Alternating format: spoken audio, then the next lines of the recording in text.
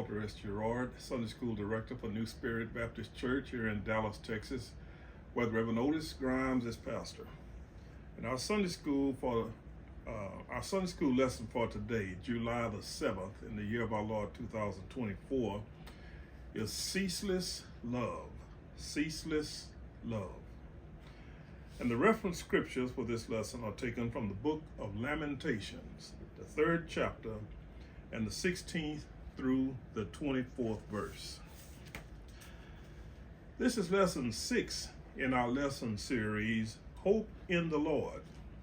And I know I called last week's lesson 6 instead of lesson 5, which was in unit 1, which was experiencing hope.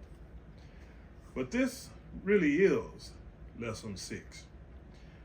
And it's lesson 1 in unit 2 of this lesson series, expressing hope. Unit 2, expressing hope, not experiencing hope, but expressing hope. Now, like the book of Hebrews, the writer of the book of Lamentations is unknown. Traditionally, the writer is thought to have been the prophet Jeremiah. When the Babylonians under King Nebuchadnezzar destroyed Jerusalem and took the people away captive to Babylon, the writer was among the captives. And the book of Lamentations, laments, or in other words, expresses grief or sorrow for all that had happened during that experience. This lesson is about the hope that the writer of Lamentations had in God during those times.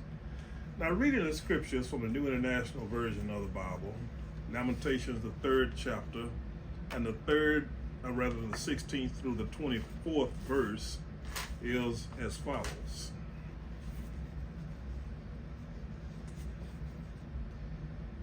He has broken my teeth with gravel. He has trampled me in the dust. I have been deprived of peace. I have forgotten what prosperity is.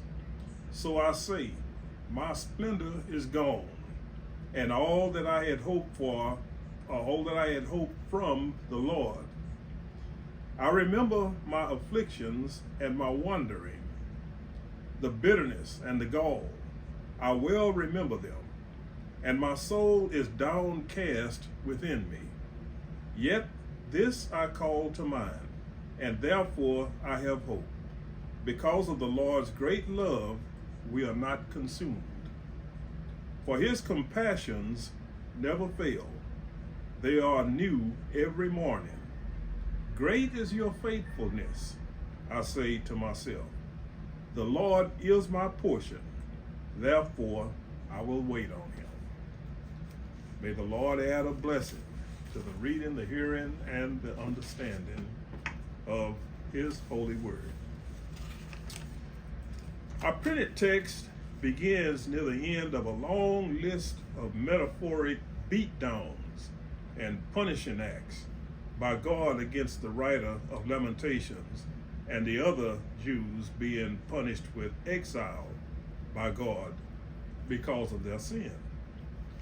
Beginning in verse 1 of chapter 3, the writer speaks of God's afflicting him by making him walk in darkness, making his skin and flesh grow old, breaking his bones, weighing him down with chains, mangling him like a lion, piercing his heart with arrows, and so on and so on.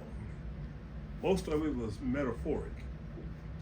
He paints a picture of God just being downright mean to him. Our printed text continues with this narrative. In verse 16, the writer says that God broke his teeth with gravel and trampled him in the dust. In verse 17, we see that the writer says that God deprived him of peace and that he, the writer, had forgotten what prosperity was. The writer was lamenting the good old days before God punished him and his people for sin by allowing the Babylonians to take them away as captives. In those days, they enjoyed peace and prosperity. He goes on to say that his splendor is gone, along with all he had hoped for from the Lord. As God's chosen people, the Jews were, as we might say these days, shining stars. The people of the nations could see how God was blessing them. A sense of this splendor can be imagined by reading about the temple that all the Jews worshiped in before the Babylonians destroyed it. And you can read about it in 1 Kings, the 6th chapter. All this was gone. The writer had hoped, as did all Jews, that a Messiah would come and be a king who would restore Israel to the splendor and glory they had when David was their king. This hope was gone. In verses 19 and 20, we see that the writer calls to remembrance the wandering away from Judah as he and the other captives were taken to Babylon. He describes their affliction as being filled with bitterness and gall. The word for bitterness in the King James Version is wormwood, and gall is a bitter tasting plant used for medicinal purposes. One couldn't swallow this plant without gagging or vomiting. Metaphorically speaking, this is what the writer's captivity was like. He says he remembers them well, and his soul was downcast within him. We might say these days he was down and out, or he was in deep depression. In the midst of all this doom and gloom, the writer of Lamentations calls to his mind the great love that God has for him, and that gave him hope. Because God loved them, he would not allow them to be completely wiped out. The writer says God's compassions never fail. In other words, his pity and concern for their suffering never stops. Notice the plural form of compassion. Compassions. This is not just for one of the captives, but for all of them. These compassions begin anew every morning. The writer then speaks directly to God in the last part of verse 23. He says, "Great is your faithfulness." He knows that even though he and the other captives are being punished for their sins, they are still God's people, and he still loves them and has compassion on them. This served as an antidote for all the feelings of doom and gloom the writer of Lamentations had earlier.